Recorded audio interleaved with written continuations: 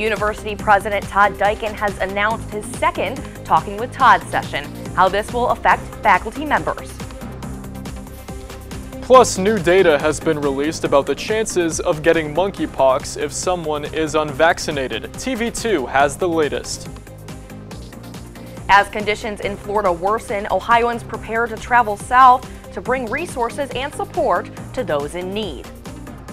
Finally, the purple M&M is here, but not the way you might think. All these stories and more as your Wednesday edition of TV2 News starts right now.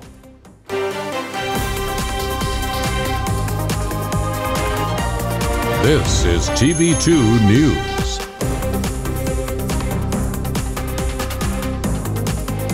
Good Wednesday evening, Portage County, and thank you for joining us. I'm Alexandria and Matt. And I'm Matt Kiraly. So we start off tonight with an announcement of the second Talking with Todd session. University President Todd Dykin sent an email to faculty and staff members inviting them to his second Talking with Todd on Tuesday, October 4th at 10 a.m. The session will be via Microsoft Teams for staff and faculty to ask questions about intercollegiate athletics. A recording will be provided for those who are not able to attend. It will be primarily about intercollegiate athletics, both as an explanation of what it is and how it's funded. And then there's a lot of change happening with intercollegiate athletics. And I just want to walk people through what those changes might be and what they might look like. Your inbox may be moving. The university recently sent out an email to faculty members stating that the Kent.edu Google Mail account will soon move to Microsoft Exchange.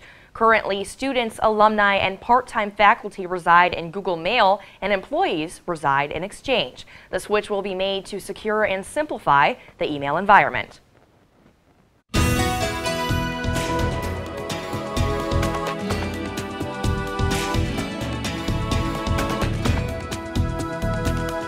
Ian makes its way towards the coast of western Florida. The storm could make an impact here at home. Let's send it over now to Nuried Hurtado to tell us how. Thank you, Matt. Good evening, Kent State and all of Portage County. I'm your weather anchor, Nuried Hurtado, with your weather forecast for tonight. As for right now in Kent, we have 56 degrees, but it feels like 55. Almost the same temperature, with a dew point of 50 degrees, that it gives a humidity of 77%. The winds are going north-south 10 miles per hour with a visibility of 10 miles. Now for tonight and tomorrow morning. Tonight at 8 p.m. we're going to have temperatures on the lower 50s, mostly cloudy skies during the night. At midnight we're going to keep the same. The temperature is going to get low at 49 degrees.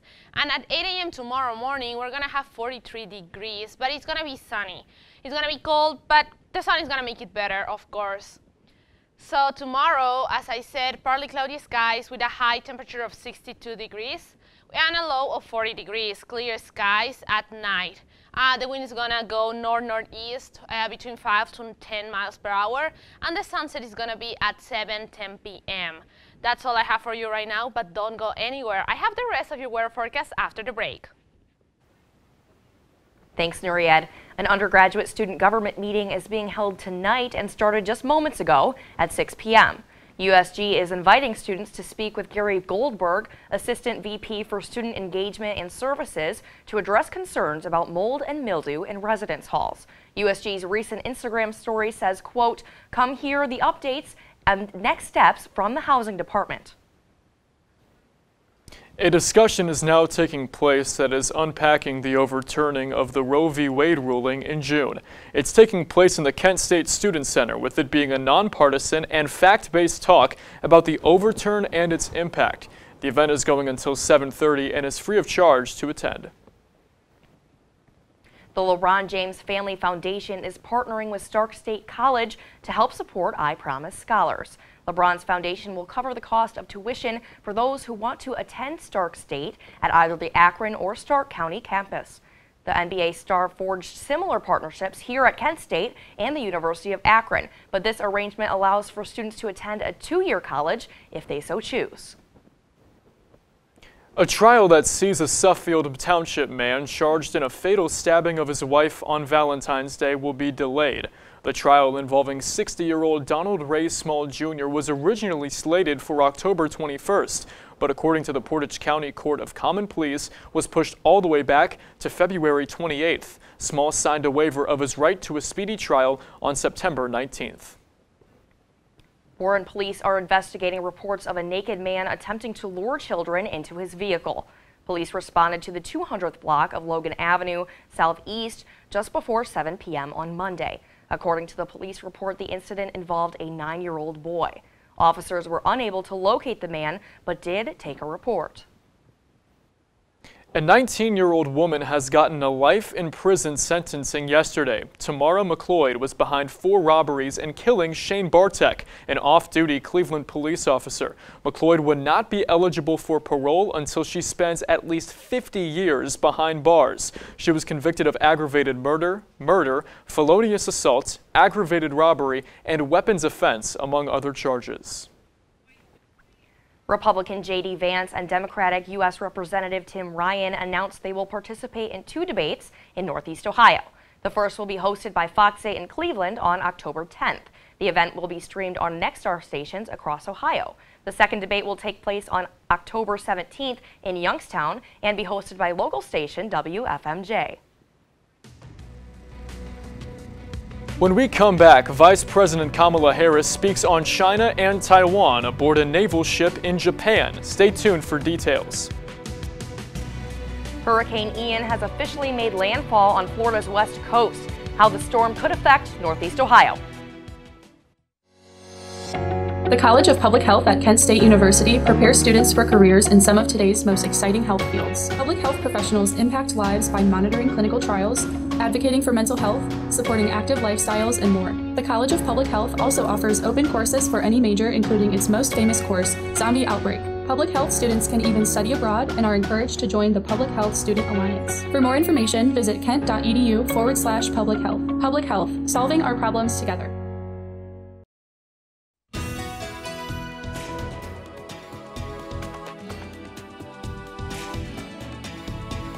Back everyone, Hurricane Ian has made its way to America, causing major damage to some of the country's biggest cities. CNN's Gloria Pazimo is in Tampa, where the Hurricane Ian has already drained waters from the area. Your time to evacuate is coming to an end. An urgent warning from Florida's governor, imploring residents to get to higher ground as Hurricane Ian barrels toward the state. Hey, you're in a mandatory evacuation.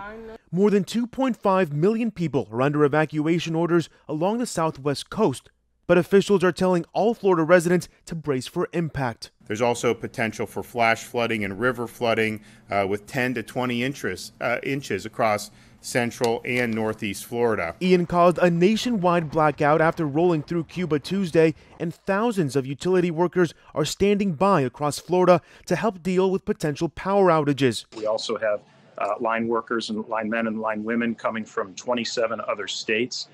They're positioned at 24 different locations throughout the state. Rains from the outer bands of the hurricane are already whipping southern Florida, and at least 2 possible tornadoes caused damage Tuesday night. Schools, supermarkets, and theme parks across the state have announced closures as the window for people to board up and head out is coming to a close. We cannot send first responders into harm's way because you decided not to leave. Now, clearly, lots of rain and flooding in Florida, but I'm wondering if we're going to be seeing that here in Ohio. Well, our own Nuried Hurtado is back. And Nuried, what are we in store for over the next week? Thank you, Matt and Alex. For next week, we have a lot of different weather compared to Florida, but we're going to talk about that in the next graphics. Right now, let's see what is going on in Ohio. We have 56 in Lima, 57 in Columbus, 59 in Dayton and Cincinnati. The highest temperature is in Athens at 60 degrees and 56 in Steubenville and Akron. Zooming into Northeast Ohio, we have 60 degrees in Ashtabula, the highest temperature right now here in the area. 58 in Cleveland, 59 in Sandusky, as the same in Kent. 57 in Canton, Youngstown, and Worcester, and 55 in Mansfield, being the lowest temperature that we have around the area. For our 7-day forecast, as I mentioned before, we're going to face a different kind of weather here. We're going to have mostly cloudy and partly cloudy skies, starting with the 62, with lower 60s tomorrow. But over the weekend, we're going to get to the highest 60s, which is a great news for homecoming. So on Monday, we're going to have 64 degrees with sunshine and cloudy mix. And on Tuesday and Wednesday, we're going to have the same kind of situation with weather, with the highest 60s. That's all I have for you today. Stay safe out there, and don't forget that the great weather doesn't do anything to you. As those in Florida continue to cope with Hurricane Ian, Ohioans are loading up to head south in order to help. The effort, led by the National Urban Search, Rescue, and Response System and FEMA, currently has 47 Ohioans deployed to provide support and resources. The team is prepared with multiple semi-trucks, box trucks, boats, and other supplies to ensure they are ready to respond. The Select House Committee that is investigating the January 6th attack on the U.S. Capitol has postponed their hearing due to Hurricane Ian. The portion of the hearing that was postponed is expected to focus on how those in Donald Trump's camp were planning on celebrating a win in the 2020 election, regardless of the outcome. As of right now, the hearing does not have a rescheduled time. We have witnessed disturbing behavior in the East China Sea and in the South China Sea, and most recently, provocations across the Taiwan Strait. Vice President Kamala Harris delivered a speech aboard the USS Howard naval ship at Yokosuka Naval Base Wednesday, calling China's behavior in the East China Sea, South China Sea, and Taiwan Strait, quote, disturbing. Harris is in the region to lead a presidential delegation for the state funeral of former Japanese Prime Minister Shinzo Abe and to meet with government officials from Japan, South Korea, and Australia. Keeping things overseas, we now go to the war between Russia and Ukraine as thousands upon thousands of Russian men are fleeing the country in order to avoid the draft. As you can see, men have been walking and biking to try and leave the nation. Cars have also been in a standstill in an attempt to leave. The U.S. Embassy in Moscow issued a security alert overnight urging U.S. citizens to leave Russia immediately. It comes in the wake of Russian President Vladimir Putin's order for partial mobilization of Russian men to fight in his war in Ukraine. The alert said Russia may refuse to acknowledge the U.S. citizenship of dual nations, deny their access to U.S. consular assistance, and prevent their departure from Russia. The alert said the embassy has severe limitations on its ability to help U.S. citizens. One of the more famous ski climbers in America was found dead 2 days after she fell off Mount Manaslu in Nepal. Hillary Nelson was skiing down the summit of the mountain with her partner, celebrated skier Jim Morrison, when she fell Monday. Bad weather delayed the search from rescue teams, and her body will be transported to Kathmandu. Hillary Nelson was 49 years old. A Maryland woman has filed a federal lawsuit after saying she was left to give birth to her baby alone on the dirty concrete floor of her jail cell.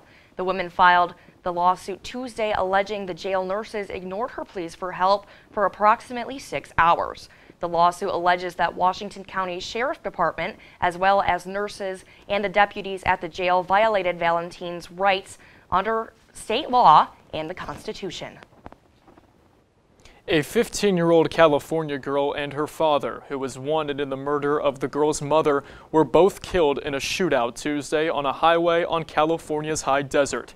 45-year-old Anthony John Graziano had allegedly killed 45-year-old Tracy Martinez the day before and abducted his daughter. The girl was taken to a hospital where she was pronounced dead at the scene, and the father was found dead along with a rifle inside his car.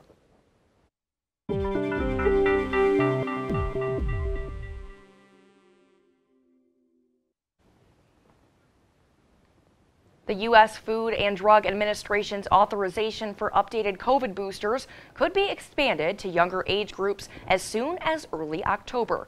Moderna is seeking authorization for kids as young as 6 years old and Pfizer for kids ages 5 through 11. The FDA has to authorize the updated vaccines for those age groups, and the U.S. Centers for Disease Control and Prevention has to recommend them. The boosters target the original coronavirus strain as well as the Omicron BA4 and 5 subvariants.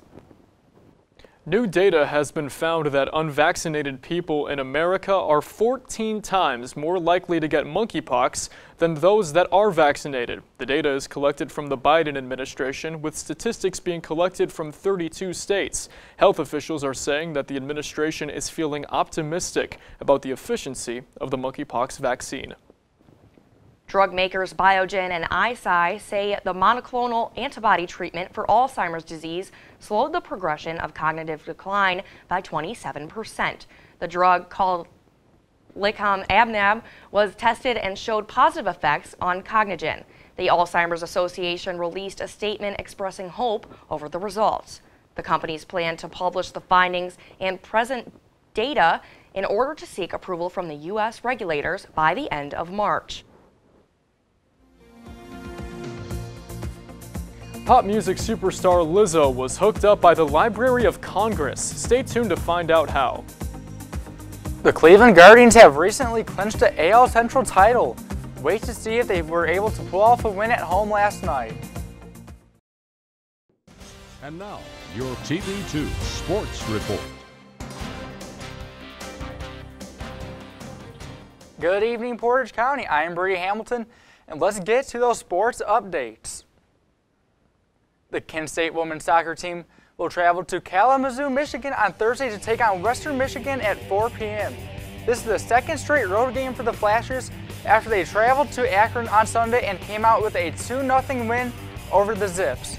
The win was arguably the strongest showing that they've had yet this year, as they held Akron to just 6 shots and no shots on goal.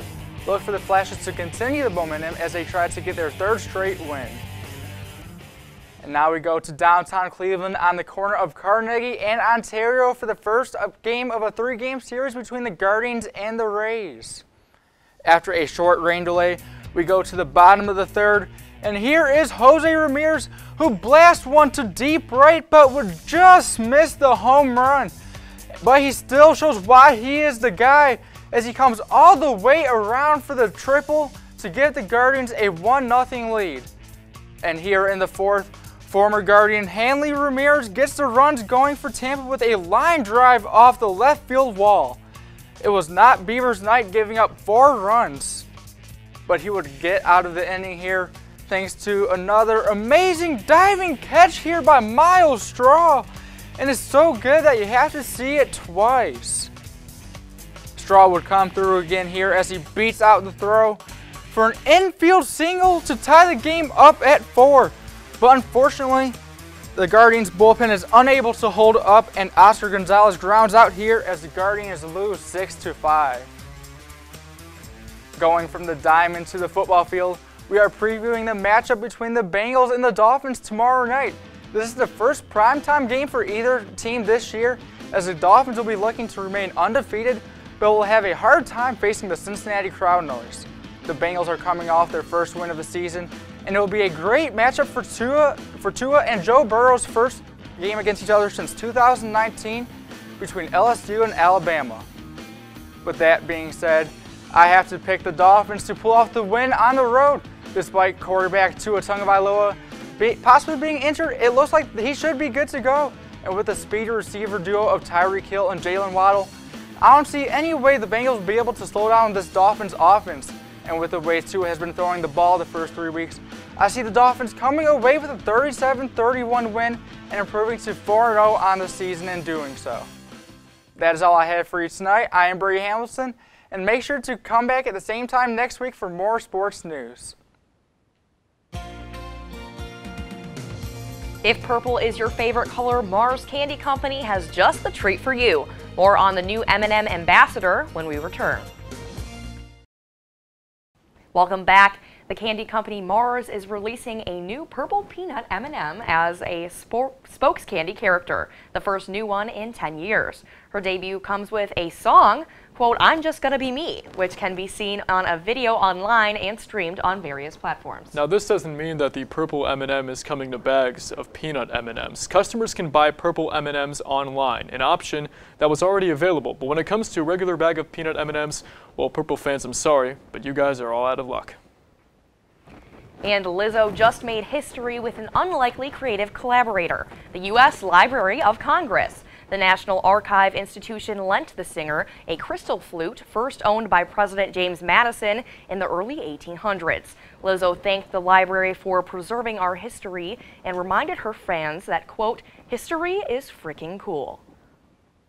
I'm going to have to agree with her on that. History is really freaking cool. Yeah, no doubt about it. Well, do you guys like Lizzo? 'Cause I love Lizzo. I love Lizzo. Yeah, I think she's great. I love her. Yeah, her hits are catchy, and she plays the flute. Like, That's very unique. Yeah. I like how she's taking that creative initiative. And she had a great summer. Like, all that new album came out, everybody was talking about it. It was just a great time to be in Lizzo's corner. Lizzo and her flute. Yeah, and having that opportunity to use with the Library of Congress is incredible. Yeah, that's amazing. So, what do you guys think of the purple M&M?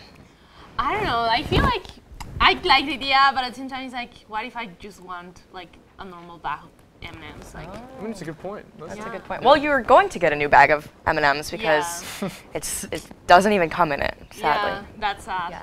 Yeah, Brady, what about you? What's your favorite color M&M? Blue. Yeah, Blue. I was going to ask you, like M&Ms, that was such a long answer. Yeah, I'm still waiting for a pink one. Purple is definitely a good start, though. No doubt about it. All right, and that is all the time we have for you today. Thank you for joining us. For updates on all these stories and more, visit our website at KentWired.com. And our social media on all platforms at Kent Wired. I am Brady Hamilton. I'm Nuried Hurtado. I'm Matt Kiraly. And I'm Alexandria and Matt Kiraly. Have a great and safe night, Portage County.